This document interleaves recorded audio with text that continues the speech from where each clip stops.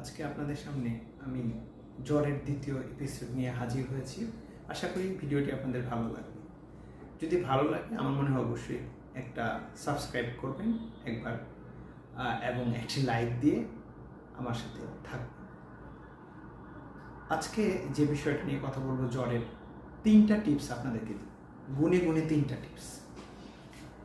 যে 3টা টিপস আপনারা যদি ফলো করেন তাহলে আশা করি জ্বর থেকে আপনারা সম্পূর্ণ মুক্তি পাবেন। তো প্রথম টিপস যেটা আমি বলবো সেটা হচ্ছে, জ্বর যদি হয়, সেটা যদি অনেক বেশি থাকে, 100 ডিগ্রির উপরে থাকে,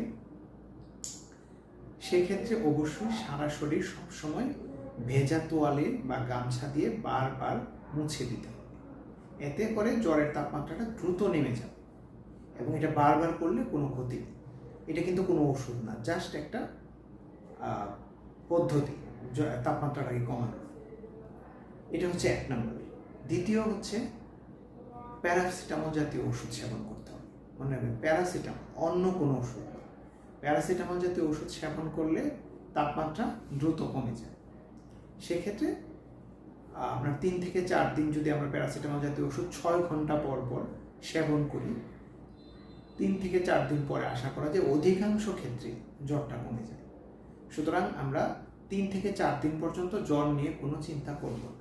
3 থেকে 4 দিন পার হয়ে যাওয়ার পরেও যদি জ্বর থাকে তখন সেটা নিয়ে আমরা একটু চিন্তা করব এবং তখন আমরা একজন রেজিস্টার্ড চিকিৎসক পরামর্শ নিব। তৃতীয় যে টিপসটা আমি দিব সেটা হচ্ছে, পর্যাপ্ত পরিমাণে পানি অথবা লিকুইড জাতীয় খাওয়া খেতে হবে। পানির মধ্যে এমনি তো নর্মাল পানি আছে, ওটস স্যালাইন খেতে পারেন, ডাবের পানি আছে, ফলের জুস আছে, এই জাতীয় যে কোনো ধরনের লিকুইড জাতীয় খাওয়া খেতে হবে। কেন আমরা লিকুইড জাতীয় খাওয়া খাবো? কারণ হচ্ছে, যখন তাপমাত্রা বেড়ে যায় তখন শরীর থেকে আমরা জানার অজান্তেই আসলে প্রচুর পরিমাণে পানি আমাদের স্কিন দিয়ে বের হয়ে যায়। সেক্ষেত্রে আমাদের রোগীরা, জ্বরে আক্রান্ত রোগীরা ডিহাইড্রেশনে ভুগতে পারে। তো অবশ্যই যদি আমরা প্রচুর পরিমাণে লিকুইড জাতীয় পানি, মানে লিকুইড জাতীয় যে কোনো ধরনের, সেটা পানি হতে পারে, ওটস স্যালাইন হতে পারে, ডাবের পানি হতে পারে, এটা যদি সেবন করি তাহলে পানির ঘাটতিটা পূরণ হবে এবং রোগী অনেকটা আরাম বোধ করবে। এবং 3 থেকে 4 দিন পরে যখন জ্বর কমে যাবে তখন কিন্তু তার দুর্বলতাটা আর হবে না। সুতরাং এই 3টা টিপস যদি আমরা ফলো করি তাহলে আশা করা যায় 3 থেকে 4 দিন পরে বেশিরভাগ ক্ষেত্রে জ্বর কমে যাবে এবং জ্বর নিয়ে আর আমরা কোনো ভয় পাবো না। ধন্যবাদ সবাইকে।